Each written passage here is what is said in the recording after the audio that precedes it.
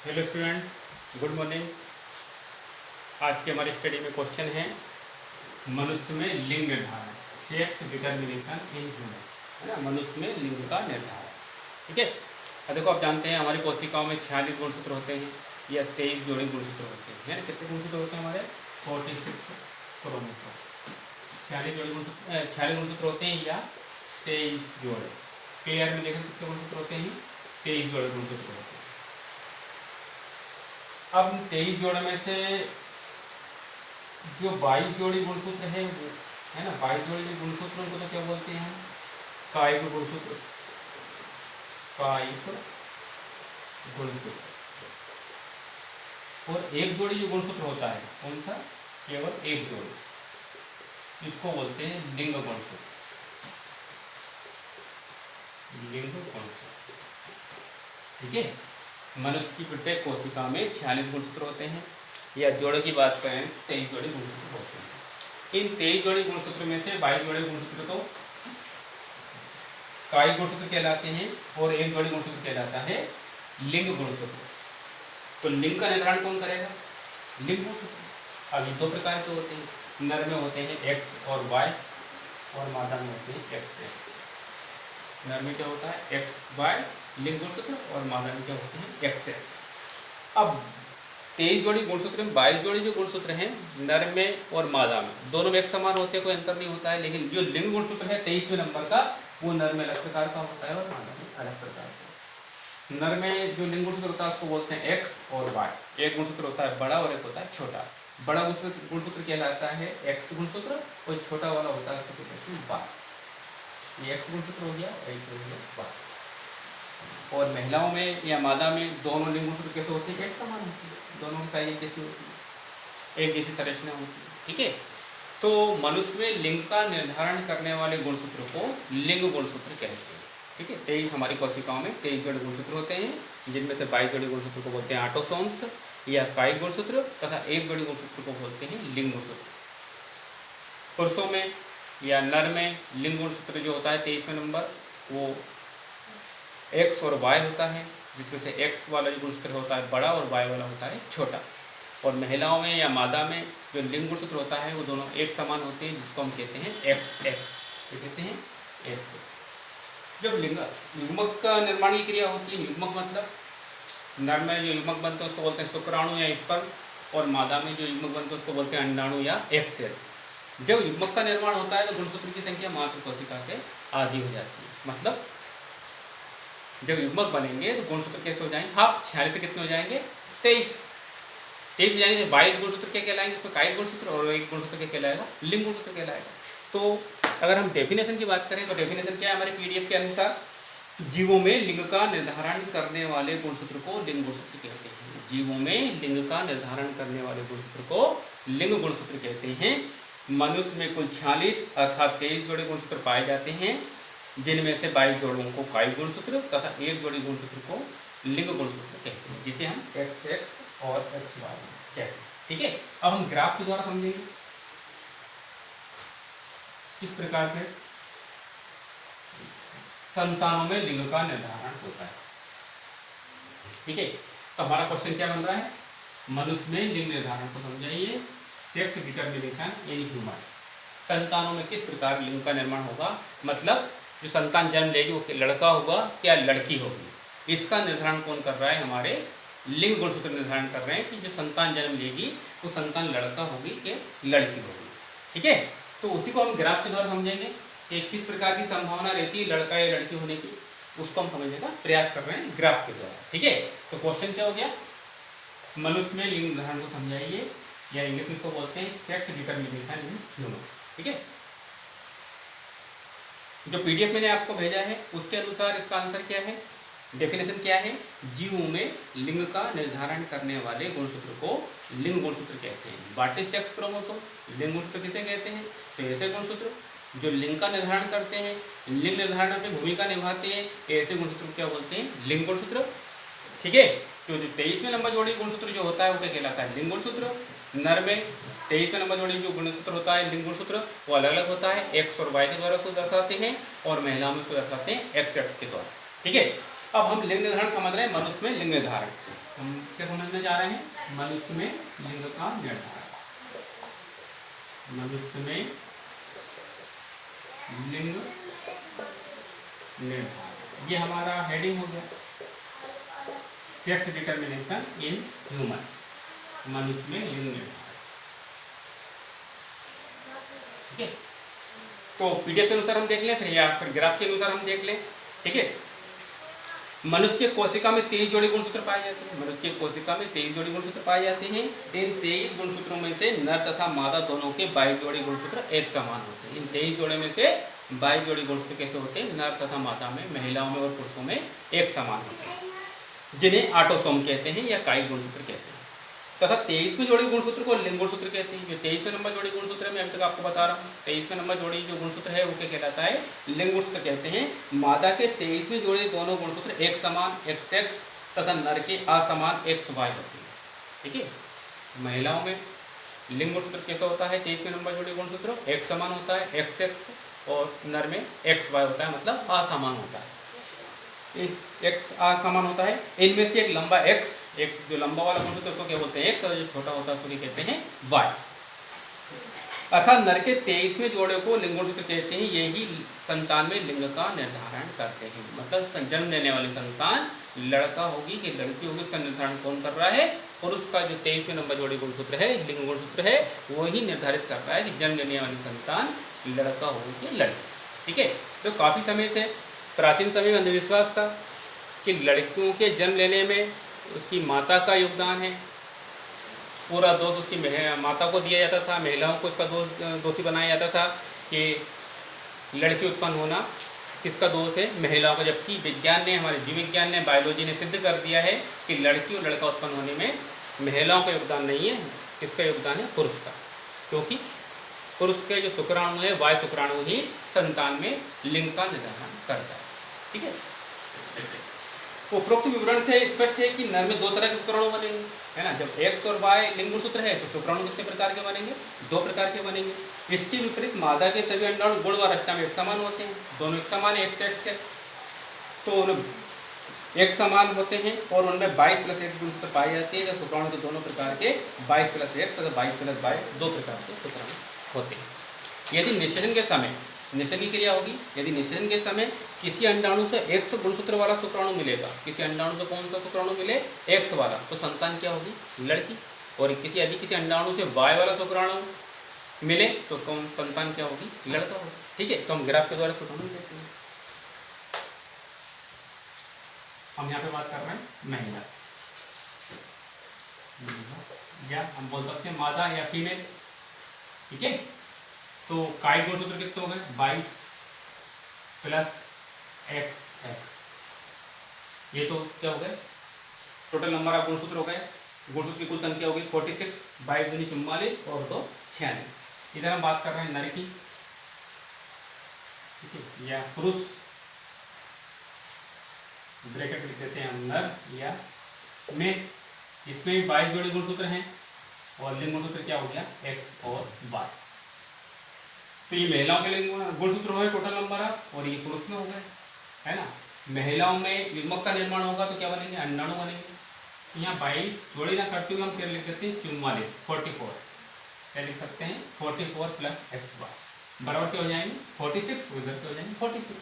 और यहाँ पर हम जब युग्मक बनेंगे, अंडाणु बनेंगे, तो क्या हो जाएंगे? 22+X, एक अंडाणु बना है, और 22+X, एक अंडाणु बना, ये क्या बन गए? अंडाणु। एक इंग्लिश में क्या बोलते हैं इसको? एक सेल या मादा युग्मक, एक फीमेल गैमेट। और नर में क्या बनेंगे? पुरुष में क्या बनेंगे? शुक्राणु बनेंगे। तो क्या हो जाएंगे? 22+X, एक शुक्राणु इस प्रकार का बनेगा और एक शुक्राणु कैसा बनेगा? 22+Y। ये कहला रहे हैं शुक्राणु। इस पर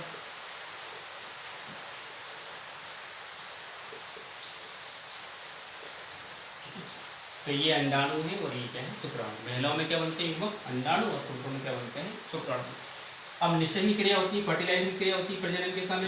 तो ये जो अंडाणु है यदि इस शुक्राणु के संपर्क में आया, है ना, इस अंडाणु से याला शुक्राणु जुड़ा आकर तो 22 और 22 कितने हो जाएंगे 44, 44 तो हमारा 5 गुणसूत्र हो गए, प्लस एक लिंग गुणसूत्र किससे मिल रहा है माता से, और एक गुणसूत्र लिंग गुणसूत्र किससे मिल रहा है पिता से। स्थिति क्या बन गई 44 प्लस एक्सेस।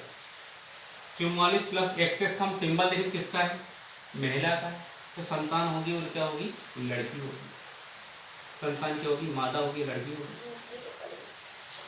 देखो ये अंडाणु यदि इस शुक्राणु से जुड़ता है तो 22 और 22 कितने हो रहे हैं 44, 44, एक से लिंग गुणसूत्र ये आ गया और एक से लिंग गुणसूत्र ये आ गया। देखो वही सिंबल बन रहा है, संतान क्या होगी लड़की मादा। यदि ये अंडाणु इस शुक्राणु के संपर्क में आता है ना, ये अंडाणु इस शुक्राणु के संपर्क में आ रहा है, तो 22 और 22 को क्या हो गया 44, तो हमारे काय गुणसूत्र हो गए। एक लिंग गुणसूत्र एक्स वाला मिला महिला से माता से, और वाई गुणसूत्र किससे मिला पिता से। तो ये जो सिंबल बना है वो किससे मिल रहा है, हमारा मैच खा रहा है नर से मैच खा रहा है, तो संतान क्या होगी लड़की या नर होगा। इसी प्रकार ये वाला अंडाणु इस शुक्राणु के संपर्क में आता है, तो 22 और 22 44 प्लस एक्स वाई, संतान क्या होगी वही लड़का होगा। इस प्रकार 50% चांस होते हैं लड़की होने के और 50% चांस होते हैं लड़का होने के। इसके लिए जिम्मेदार कौन है, पुरुष जिम्मेदार है कि नहीं, क्योंकि वाई के द्वारा ही निश्चित हो रहा है संतान लड़का हो रही कि लड़की हो रही। अगर एक्स वाला शुक्राणु जुड़ रहा है अंडाणु से तो लड़की हो रही है, अगर वाई वाला जुड़ रहा है तभी लड़का हो रहा है। तो इसके लिए महिलाओं को दोषी दिया ठहराया जाता है, ठीक है, जबकि जिम्मेदार कौन है पुरुष जिम्मेदार, क्योंकि पुरुष का शुक्राणु ही है ना ये निश्चित करता है कि संतान क्या होगी लड़का होगी कि लड़की होगी। ये हमारा क्वेश्चन था, मनुष्य में लिंग निर्धारण को समझाइए। एक बार मैं रिपीट कर देता हूँ, क्वेश्चन बन रहा है हमारा मनुष्य में लिंग निर्धारण को समझाइए, है ना, explain the sex determination in human. देखो बहुत इंपॉर्टेंट क्वेश्चन है, ठीक है, सिंपल क्वेश्चन है, जो हमने प्रभाविता का नियम पृथक्करण का नियम पढ़ा उसी के आधार पर ग्राफ बनाना है, कोई कठिन कार्य नहीं है, ठीक है। तो देखो बात कर रहे हैं हम लिंग निर्धारण की। मनुष्य की प्रत्येक कोशिका में 46 गुणसूत्र होते हैं। मनुष्य की प्रत्येक कोशिका, चाहे महिला हो चाहे पुरुष हो, चाहे छोटा सा बच्चा हो चाहे बुजुर्ग व्यक्ति हो, कोई भी हो, उसकी प्रत्येक कोशिका में कितने गुणसूत्र होंगे 46। 46 गुणसूत्र में से जो 44 गुणसूत्र हैं 44 गुणसूत्र उसको कहते हैं कायिक गुणसूत्र। मतलब ये जो 44 गुणसूत्र है काया का निर्माण करते हैं, शरीर का निर्माण करते हैं। जो 23वें नंबर जोड़ी गुणसूत्र है, जो 45वें नंबर का और 46वें नंबर का जो गुणसूत्र है वही लिंग का निर्धारण करता है। इस कारण 23वें नंबर जो जोड़ी गुणसूत्र है उसको हम बोलते हैं लिंग गुणसूत्र। तो ऐसे गुणसूत्र जो संतानों में लिंग का निर्धारण करते हैं उसे क्या कहते हैं लिंग गुणसूत्र, ठीक है। महिलाओं में लिंग गुणसूत्र किसके द्वारा दर्शाते हैं हम एक्स के द्वारा दर्शाते हैं, और पुरुषों में दर्शाते हैं हम एक्स वाई के द्वारा रिप्रेजेंट करते हैं। युग्मक निर्माण जैसा में युग्मक बनते समय, ठीक है, महिलाओं में युग्मक क्या कहलाते हैं अंडाणु एक्स सेल कहलाते हैं, पुरुषों में क्या कहलाते हैं शुक्राणु या स्पर्म कहलाते हैं। युग्मक बनते समय गुणसूत्र की संख्या मात्र कोशिका से आधी हो जाती है, इसलिए यहाँ पर हमने क्या लिखा 22 प्लस एक्स 22 प्लस एक्स, ठीक है। एक कोशिका 2 कोशिका बनेगी तो गुणसूत्र की संख्या मात्र कोशिका से आधी रह जाएगी। मतलब इसमें कितने गुणसूत्र आ गए 23, इसमें कितने आ गए 23। इसी प्रकार यहाँ पर शुक्राणु बनेंगे 23 गुणसूत्र इस शुक्राणु में है और 23 गुणसूत्र इस शुक्राणु में, ठीक है। जब अंडाणु इस शुक्राणु के संपर्क में आता है तो 23 गुणसूत्र इससे आए और 23 गुणसूत्र इससे आए, तो वापस से कितने हो गए 46। यदि व्याला शुक्राणु इस अंडाणु संपर्क में आ रहा है तो संतान क्या बन रही मादा। व्याला शुक्राणु इस अंडाणु संपर्क में आ रहा है संतान बन रही मादा। यदि इस अंडाणु के संपर्क में व्याला शुक्राणु आता है संतान क्या बन रही नर, और इस अंडाणु के संपर्क में यदि व्याला शुक्राणु आता है संतान क्या बन रही नर। इस प्रकार क्या चांसेस बन रहे हैं लड़का या लड़की होने के, है ना। 50% चांस बनते हैं लड़की होने के, 50% चांस बनते हैं लड़का होने के। इसे कहते हैं लिंग निर्धारण, मनुष्य में लिंग का निर्धारण, sex determination in human. Okay, तो ये जो क्वेश्चन था हमारा तो कंप्लीट हो गया है। अच्छे से इसको पढ़ना लिखना और समझना, ठीक है। 2-3 बार वीडियो को देखा करो, जिससे बार बार हम रिवाइज करके देख सकते हैं तो समझ में अच्छा आएगा। PDF के द्वारा नोट्स बनाते रहें, तो डेली आप नोट्स बनाते रहेंगे तो क्या होगा उसी दिन आपका काम कंप्लीट हो जाएगा और वो क्वेश्चन आपको याद हो जाएगा। ज़्यादा पढ़ने से अच्छा है कम पढ़ें और अच्छा पढ़ें, ठीक है। तो ये क्वेश्चन था हमारा मनुष्य में लिंग का निर्धारण। और दूसरा क्वेश्चन है पक्षियों में लिंग का निर्धारण। किसकी बात कर रहे हैं? बर्ड्स की। पक्षियों में लिंग निर्धारण।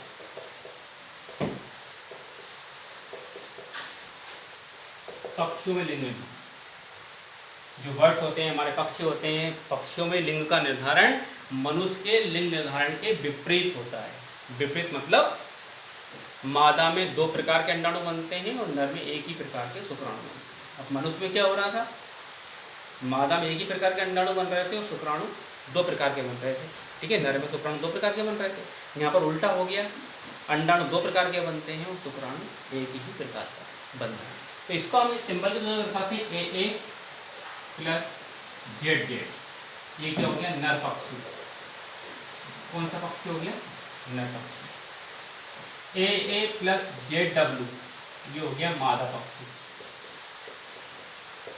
फीमेल बर्ड, ये मेल बर्ड। AA का मतलब पूछ रहा हूँ, समझ लो AA का मतलब क्या होता है? AA का मतलब होता है ऑटोसोम। ऑटोसोम मीन्स कायिक गुणसूत्र। ठीक है, जैसे मनुष्य में 22 जोड़ी ऑटोसोम्स होते हैं, इसी प्रकार से ये जो ऑटोसोम्स है। तो जब नर पक्षी में शुक्राणु बनेंगे गुण निर्माण के समय, तो कैसे होंगे? हाफ हो जाएंगे A प्लस Z। ये क्या होंगे? शुक्राणु। क्योंकि पक्षियों में क्या बनते हैं? A। नर पक्षी में क्या बनेंगे? शुक्राणु। और मादा जो पक्षी है इसमें 2 प्रकार के अंडाणु बनेंगे, A प्लस Z और A प्लस W। बने कि नहीं बने? ये अंडाणु। तो पक्षियों में जो नर पक्षी उसमें शुक्राणु एक समान है। हमारे मनुष्य में क्या हो रहा था? शुक्राणु 2 प्रकार के बन रहे थे, लेकिन पक्षियों में शुक्राणु कितने बन रहे हैं? एक ही प्रकार के बन रहे हैं और अंडाणु यहाँ पर 2 प्रकार के बन रहे हैं। जब इस प्रकार का शुक्राणु इस अंडाणु के संपर्क में आएगा तो क्या होगा? Genotype AA plus ZZ। तो ये सिंबल बना किससे मिल रहा है हमको? नर पक्षी की संतान क्या होगी? नर पक्षी। ठीक है, ये वाला शुक्राणु इसी अंडाणु संपर्क में आता है, मान लीजिए, तो AA प्लस ZZ नर पक्षी। पक्षी कैसा बन रहा है? नर। ये शुक्राणु इस अंडाणु के संपर्क में आता है तो क्या हो रहा है? AA प्लस Z और क्या आ जाएगा? W। संतान क्या होगी? मादा पक्षी। और ये शुक्राणु इसी अंडाणु के संपर्क में आता है तो क्या हो गया? AA प्लस ZW मादा पक्षी। क्या बना? मादा पक्षी। तो ठीक है, तो पक्षियों में लिंग का निर्धारण मनुष्य के लिंग निर्धारण के विपरीत होता है।